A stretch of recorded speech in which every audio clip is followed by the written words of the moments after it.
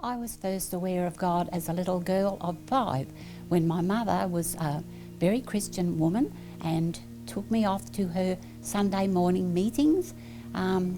It was a very humble little group that they met, but I went along with my mother, so I would say I was always aware of God, but certainly not overly aware as I grew older.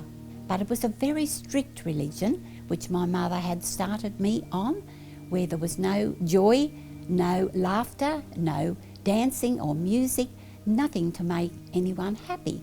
So it was a very strict religion, and at the age of 17, when I committed a very bad sin, I decided that that was the end of religion for me, that I was no longer going to even try. I refused to think about God, and any time that I did, I pushed those thoughts very much to the back of my mind, because I just decided that I was a real sinner and that I would sin now as much as it was possible to do, which I did for the next 60 years.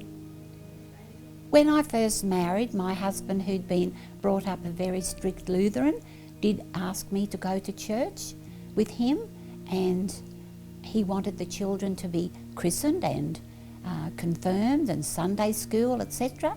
And I flatly refused to go to anything. I would not go to a church service, and I would not go to the children's christenings, which he did go to. And I feel now that perhaps if I had been a little bit more inclined to go along to church with him, it may have made a big difference to our marriage and also to his life. Certainly there were occasions when there was a little bit of guilt, but not very much, and I was certainly not the slightest bit afraid of the life that I was leading. Why am I where I am today is because I was absolutely terrified after I had a health problem in 2006, and I became completely fearful because I thought God is now going to do terrible things to me, and this is going to be my punishment for all the wickedness that I have done in the past 60 years. And I was quite convinced that dreadful things were going to happen to me, that God would see that that would happen. And I could not get the fear out of me. I was absolutely petrified, morning, noon and night. I was consumed completely with fear. And then in the following year, 2007, at Easter time, my son invited me to an Easter service. And it wasn't the first time that I'd been invited. He had invited me many times before for a church service at Easter, Christmas, Mother's Day, something special. He'd hardly have the words out of his mouth before I would say, "No, thank you, not interested in churches." But this particular time when he asked me, I thought, well, I couldn't be more miserable than what I am, so I'll go along to church for no other reason than to please Brad, my son. And so I went along to church on Good Friday, a sombre service, and I was in a very sombre mood. And I certainly went through the gates to this church saying, well, I won't be coming again, so I can manage today. I'm not the slightest bit interested except to please Brad, so I'll just be here today and that'll be it. Well, that was the day Stu spoke about.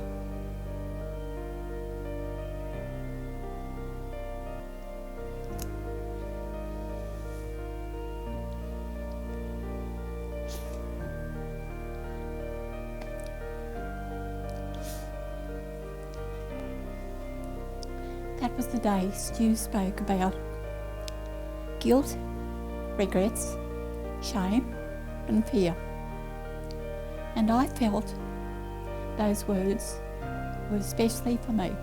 It was almost as though God had asked Stu to speak those words that day to touch my heart. I understood. I felt that the sins were forgiven. The slate had been wiped clean and that I could start again. In what way did I change?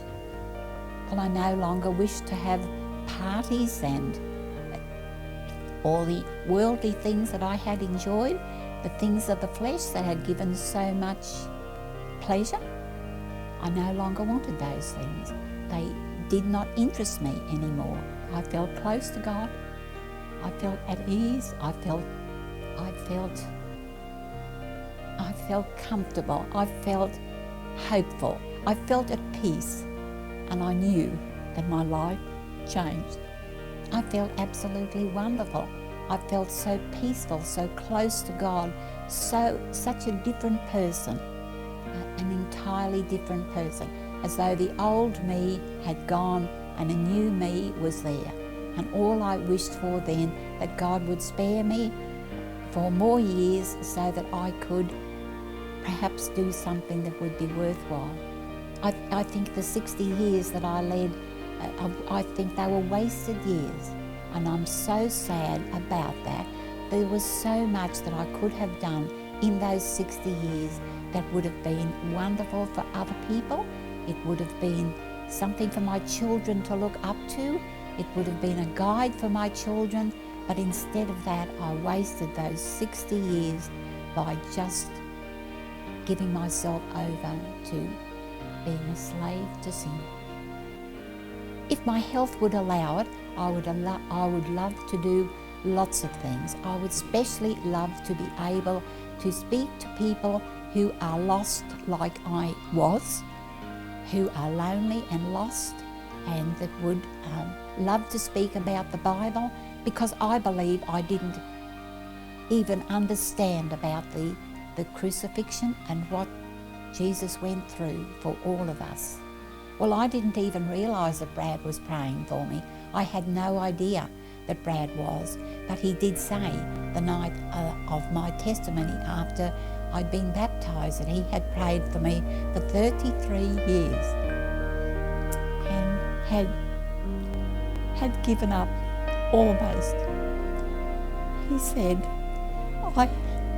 I had almost, pardon me, I had almost given up on Mum after 33 years of praying for her. But obviously his prayers were answered.